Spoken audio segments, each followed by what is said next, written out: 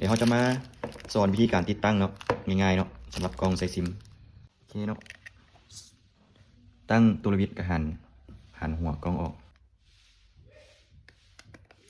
หลังจากหันออกมาแล้วเนาะตัวนี้สำหรับกล้องใส่ซิมเนาะมันจะมีบนใส่ซิมอยู่นี่เนาะตัวนี้เป็นใส่ซิมตัวนี้เป็นใส่แมมโอเคนะครับวันนี้เราจะมาประกอบซิมกับแมมเนาะแมมเป็นใส่แต่แมมน้อยตัวนี้เนาะใส่แต่แมมน้อยตัวนี้เนาะสำหรับแมมเป็นใส่ทางนี้เนาะค่อยๆดันเข้าไปเนาะแล้วใส่นิ้วเนาะดันเข้าไปค่อยๆจนมันดังแตกบานหนึ่งเนาะสำหรับซิมเนาะเป็นไส้ซิมน้อยแบบนี้เนาะดันเข้าไปเบื้องกากระบะของมันเนาะเอาปีนแผ่นทองลงหลุมแบบนี้เนาะปีนลงแบบนี้ปีนลงแบบนี้แล้วเอาเข้าไปดันเข้าไปเนาะจนดังแตบบานหนึ่งเนาะแสดงว่าใส่ได้แล้วเนาะแล้วก็ปิดฝาเอาน็อตจับโอเคสำหรับกล้อง Wi-Fi เนาะเขาแกะฝาออกแล้วจะมีแต่บอลไซแมมเนาะมีแต่บอลไซแมมเนาะให้เขาเฮ็ดคือเก่าเนาะยัดแมมเข้าไปเนาะนิ่งเน็กเข้าไปดังแท็บมาหนึ่งให้เขาโหลดแอปตัวนี้มาเนาะโหลดแอป V380 นี่เนาะกดเข้าไปแล้วกดลงทะเบียนแล้วกดใส่อันมือถือเนาะกดใส่มือถือตัวเทิงนี่เนาะ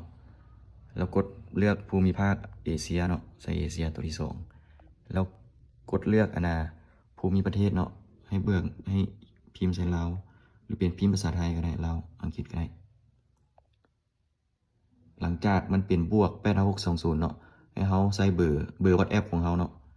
9634936เขาต้องใส่20ก่อนเนาะใส่20ทางหน้าก่อนเนาะแล้วกดขั้นตอนต่อไปตรงนี้แล้วมันจะให้ใส่ตัวเลขตามนี้เนาะ56555655เนาะตัวเลขตามนี้เนาะ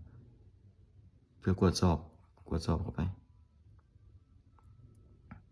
โอเคสำเร็จเนาะบัดนี้มันจะส่งเบอร์มาที่เบอร์ WhatsApp ของเขาเนาะเดี๋ยวก่อนให้เขาใส่รหัสที่มันส่งมาเบอร์ WhatsApp ของเขาเนาะให้เขากดใส่694855กดขั้นตอนต่อไปเนาะแล้วแมนมันจะให้เขาตั้งรหัสผ่านเนาะเขาจะใส่ตัวโฮมตัวใหญ่เนาะโฮมใหญ่ตัวหนึ่งรหัส12345โฮมคอนเฟิร์มพาสเวิร์ดใส่อีกตัวหนึ่งให้มันคือกันเนาะ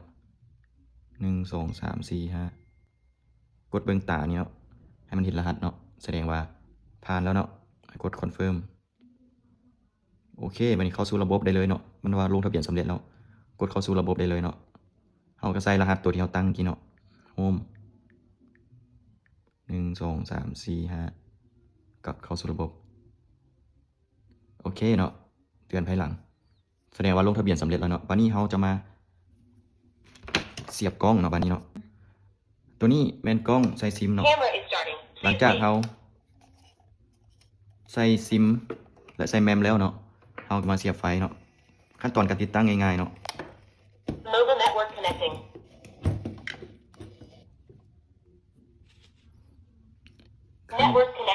ขั้นตอนการติดตั้งง่ายๆเนาะ เข้ามาที่แอปแล้ว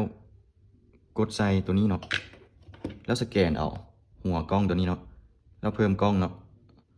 หัวกล้องตัวนี้จะมี QR เนาะเขาสแกนเอาหลังจากสแกนเอาแล้ว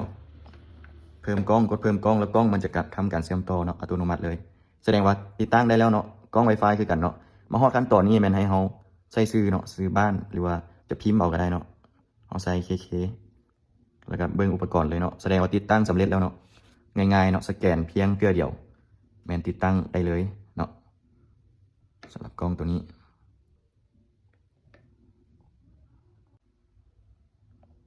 หลังจากมันเข้ามาหน้านี้แล้วเนาะให้เรากดรับรู้เนาะ